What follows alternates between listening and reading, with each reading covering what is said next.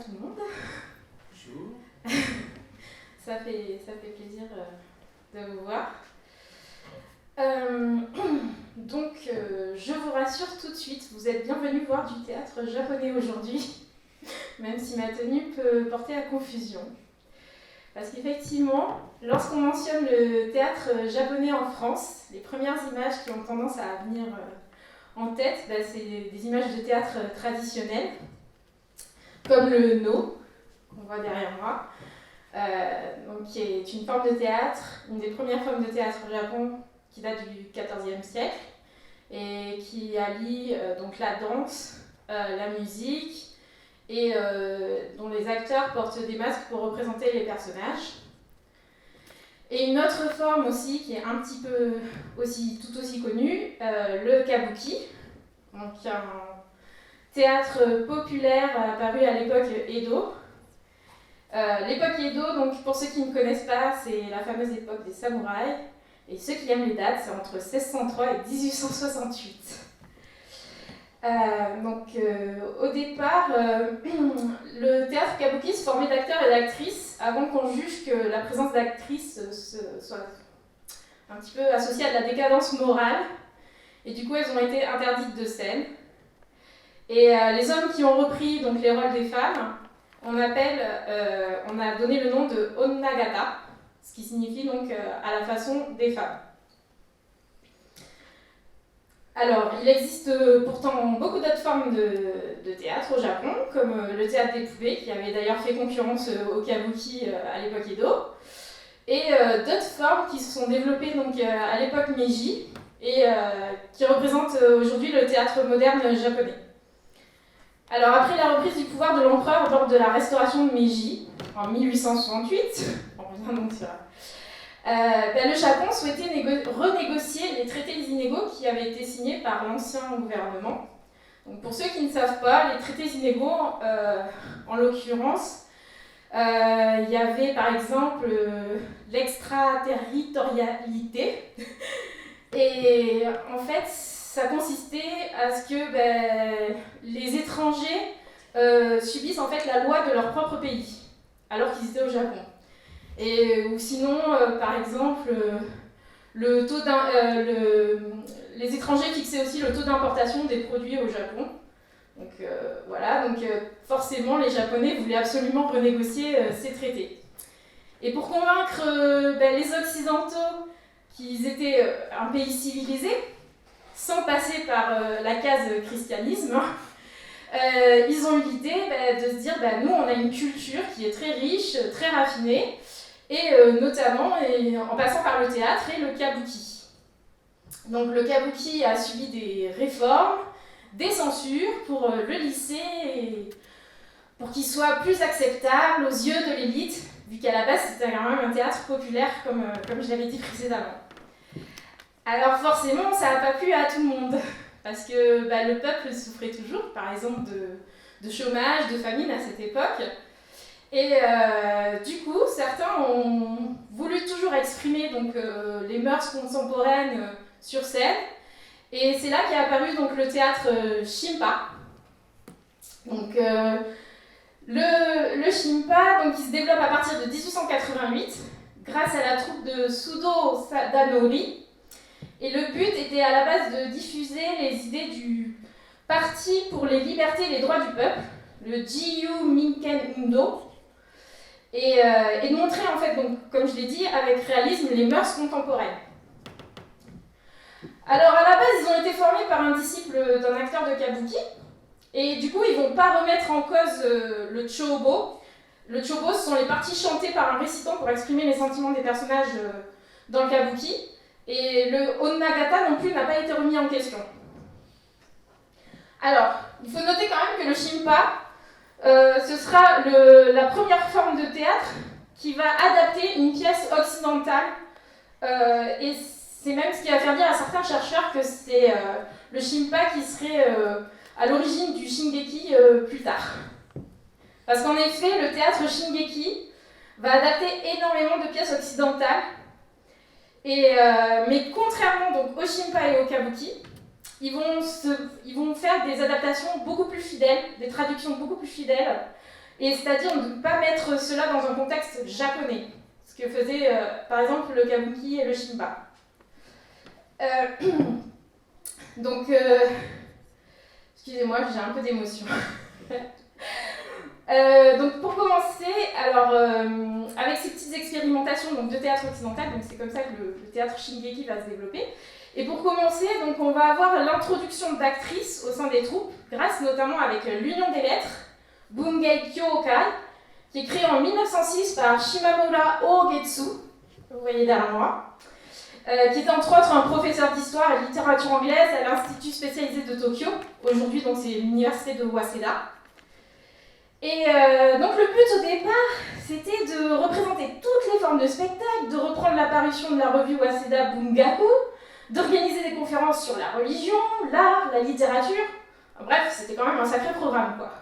Donc forcément, il y avait tellement de choses à faire qu'au final, un des conseillers donc, de l'Union des Lettres, qui s'appelle Tsubochi Shoyo, à partir de 1909, il reprend donc la direction, il la finance et il décide de concentrer l'activité uniquement sur le théâtre, de créer un centre de recherche sur le théâtre et de former une école d'acteurs. Il fait une école d'acteurs. Et donc, parmi les 25 personnes qui vont être sélectionnées pour participer à cette école, il y aura 5 filles. Et du coup, ça va en faire la première école mixte du Japon. Donc, pour la petite information, première école mixte du Japon, c'est une école d'acteurs. Donc, par contre, comme il y avait des filles, il fallait se plier à un code de moralité pour éviter d'être de nouveau associé à des problèmes de décadence morale qu'il pouvait y avoir avant. Bon, oui, les époques ont changé, faites pas cette tête. Alors, leur première pièce va être bien accueillie, ce sera Hamlet. Et une actrice va faire une prestation très remarquée, elle va s'appeler Matsui Sumako. Et ils vont faire un autre triomphe donc, avec la maison de poupée de Ibsen, donc toujours avec Matsui Sumako que vous pouvez voir donc, derrière moi, dans le rôle titre de Nora. Mais malgré donc, les succès de la troupe, eh bien, le drame c'était pas que sur scène, c'était aussi en coulisses. Puisque notre actrice fétiche, Matsui Sumako, et Shimamura Ogetsu avaient une liaison alors qu'ils étaient tous les deux mariés. Et forcément, ça va créer la discorde et le scandale. Et on va leur demander de se séparer. Bien sûr, ils vont refuser. Donc Matsui Sumako va être virée. Shimamura Ogetsu va quitter la troupe. Et finalement, donc, en 1913, Tsuboshi Shoyo démissionne à son tour. Et c'est la fin donc, de l'Union des Lettres. Bon, ça a permis toutefois l'arrivée d'actrices sur scène, donc ça a pu ouvrir une nouvelle voie quand même. Alors en même temps qu'il y avait l'Union des Lettres, et au moment où ils ont décidé donc de concentrer leur activité sur le théâtre en 1909, un auteur du nom de Osanai Kaoru et un acteur traditionnel de kabuki, Ichikawa Sanbanji, fondent le théâtre libre, Jiyu Gekijo. Alors là, ils avaient deux objectifs. C'était de présenter des pièces occidentales avec une traduction très fidèle et de transformer les acteurs en amateurs, c'est-à-dire de forcer les acteurs de kabuki à jouer autrement. Alors, bien sûr, les acteurs de kabuki qui sont habitués depuis des années à jouer de cette façon-là, ça a été très compliqué puisqu'on leur demandait des exercices de diction qui étaient complètement différents. Et donc ça a été très difficile pour eux de s'adapter, et comme en plus la troupe était composée uniquement d'hommes, forcément ils souffraient de la comparaison avec l'Union des Lettres qui, eux, avaient des actrices. Mais tout de même, la troupe remporta quand même quelques succès avant sa dissolution définitive en 1919, parce qu'ils ont proposé des pièces basées donc, sur les textes, et qui n'étaient pas forcément des pièces de divertissement, mais où il y avait aussi une réflexion derrière. Donc, notamment la représentation de 1910, Les Barons de Maxime Gorky, donc, qui a remporté un grand succès. Et du coup, c'était vraiment une première pour l'époque de se dire le théâtre, c'était pas juste du divertissement, ça pouvait être également autre chose, avec quelque chose de plus poussé derrière, une réflexion plus poussée derrière. Alors malgré les échecs de ces deux troupes dans leurs objectifs initiaux, quand même, ils ont permis donc d'ouvrir de nouvelles voies pour le théâtre moderne, donc au travers de la formation d'actrices, la traduction fidèle de pièces étrangères, ou encore une nouvelle expérience pour le spectateur. Et en 1913, donc le terme Shingeki apparaît pour la première fois, et il apparaît dans le journal Asahi Shimbun, après qu'un journaliste ait assisté donc à la représentation de la pièce Monavana de Metternich par la troupe le théâtre d'art Genjutsuza. Et ce Genjutsuza, donc je ne sais pas si vous la reconnaissez, donc c'est notre Matsui Sumako qui a fondé donc avec son nouveau compagnon Shimamura Ogetsu donc cette compagnie de théâtre. Donc du coup, après ce nouveau mot donc, de Shingeki, pour désigner donc, cette forme de théâtre mêlant le réalisme, l'expressionnisme ou le naturalisme, va s'imposer dès 1915. Alors la troupe d'art, elle a connu au départ quelques balbutiements, parce que c'était difficile de toucher un grand public avec le théâtre d'art et d'essai. Donc ils ont mélangé des représentations un peu plus populaires et d'autres petites expérimentations à côté, mais ça a tout de même fonctionné. Et notamment grâce à la représentation de résurrection d'après Tolstoï. Et donc là, ils ont vraiment eu un très grand succès, puisque Matsui Sumako chantait une chanson dans cette pièce, et qui a été vraiment reprise par tout le monde par la suite. Et du coup, Shimamura Ogetsu a eu l'idée pour diffuser le Shingeki à travers le Japon, et toucher des gens à la campagne, enfin même ailleurs, parce que finalement à la capitale, c'est vrai que bon, on avait accès donc à l'étranger, etc. Mais c'était pas forcément le cas à travers le Japon. Donc du coup, il va faire appel à des auteurs japonais pour écrire des pièces de Shingeki. Donc notamment il y aura Tanizaki Junichiro ou encore Nakamura Kichizo. Et ça va permettre donc de diffuser le théâtre Shingeki à travers tout le Japon. Pardon.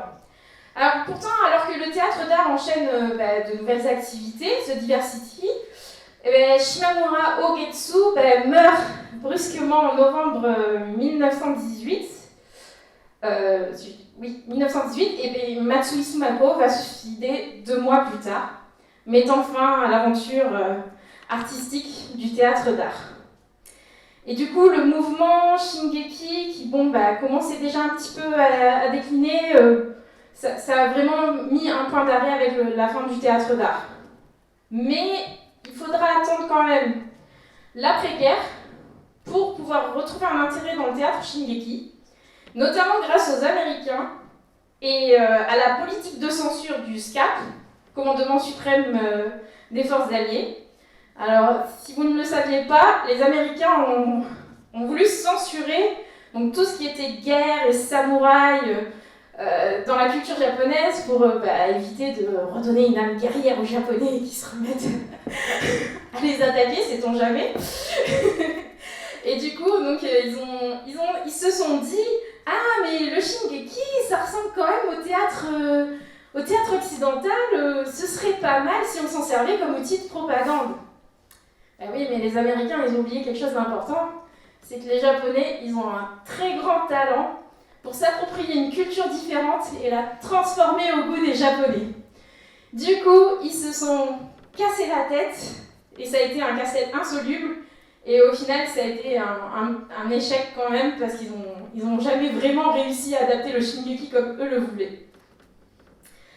Alors bon, l'avantage, c'est que ça a permis l'émergence de nouvelles troupes, comme le Bungakuza, et qui a été fondé donc, entre autres par l'auteur Kunio Kishida, qui reste à l'heure actuelle l'une des 3 plus grandes troupes de Shingeki du Japon, et pour laquelle donc, Mishima Yukio, qui va nous intéresser aujourd'hui, a écrit donc, la pièce L'Okmeikan, le palais des fêtes, à l'occasion des 20 ans de la troupe. Donc maintenant, je vais vous laisser pour vous permettre de découvrir le premier acte qu'on a adapté et pour vous le présenter. Voilà, j'espère que ça vous a plu. Si vous avez des questions, n'hésitez pas.